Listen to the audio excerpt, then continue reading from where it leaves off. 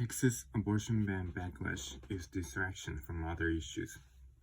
Cassidy. President Joe Biden and Democrats are using the outcry over the new Texas abortion law to distract from other issues, including Afghanistan, Bill Cassidy, RLA, said Sunday. The Supreme Court's decision had nothing to do with the constitutionality of Roe v. Wade. It was only on if the plaintiffs had standings. People are using it to gin up their base to distract from disastrous policies in Afghanistan, maybe for fundraising appeals, Cassidy told ABC This Week anchor George Stephanopoulos. I wish we'd focus on issues as opposed to theater. The severe new abortion law in Texas bans nearly all abortions in the state.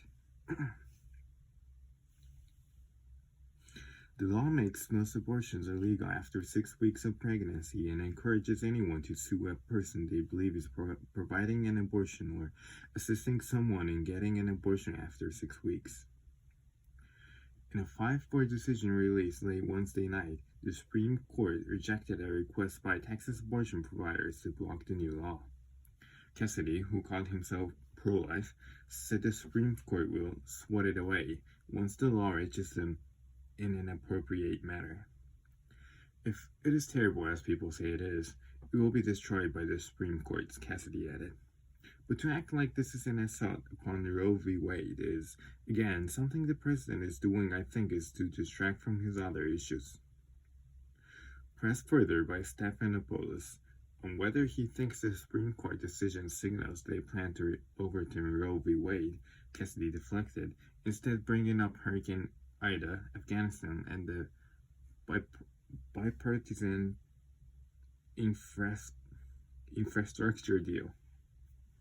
We can always talk theoreticals, Cassidy responded, but I'm kind of a guy who's in the middle of a state in which 700,000 people don't have electricity, in which we've got a disastrous withdrawal from Afghanistan, and that administration is pushing a $3.5 trillion bill, which will be to inflation what the withdrawal was to Afghanistan. Debate continues over the $3.5 trillion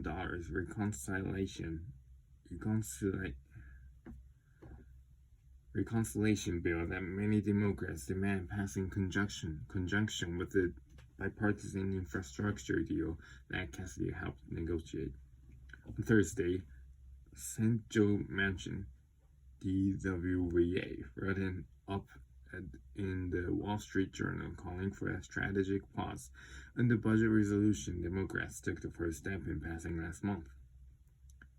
Stephanopoulos asked Cassidy whether Manchin's op-ed effectively kills the bill.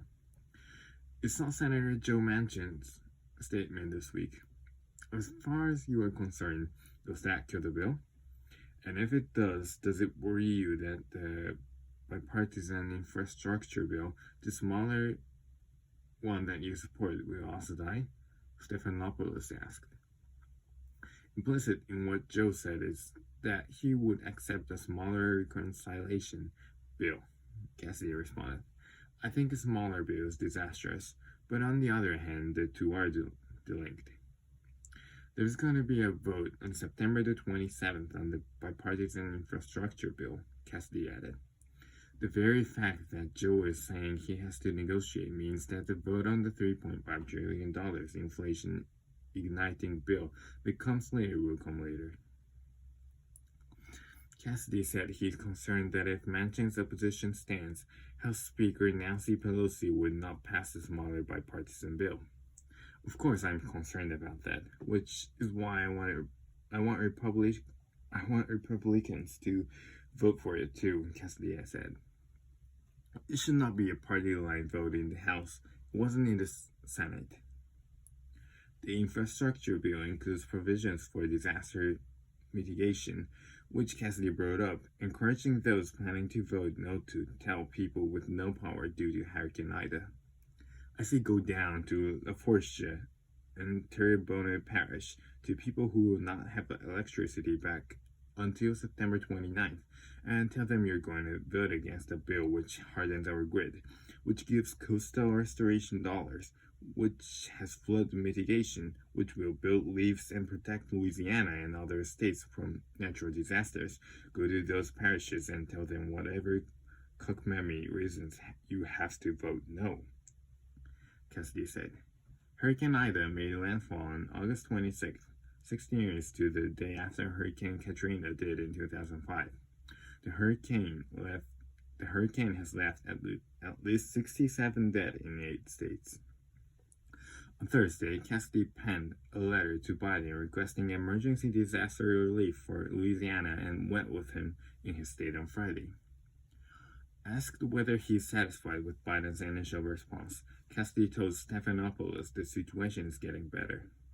The federal partners have been there, Cassidy said, and compliment the federal partners and thank them for that. But we need gasoline and we need electricity and we need housing.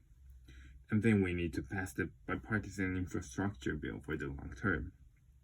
On the other crisis his state is battling, COVID-19, Cassidy, a physician, said the Delta variant case count is falling but vaccine rates remain low.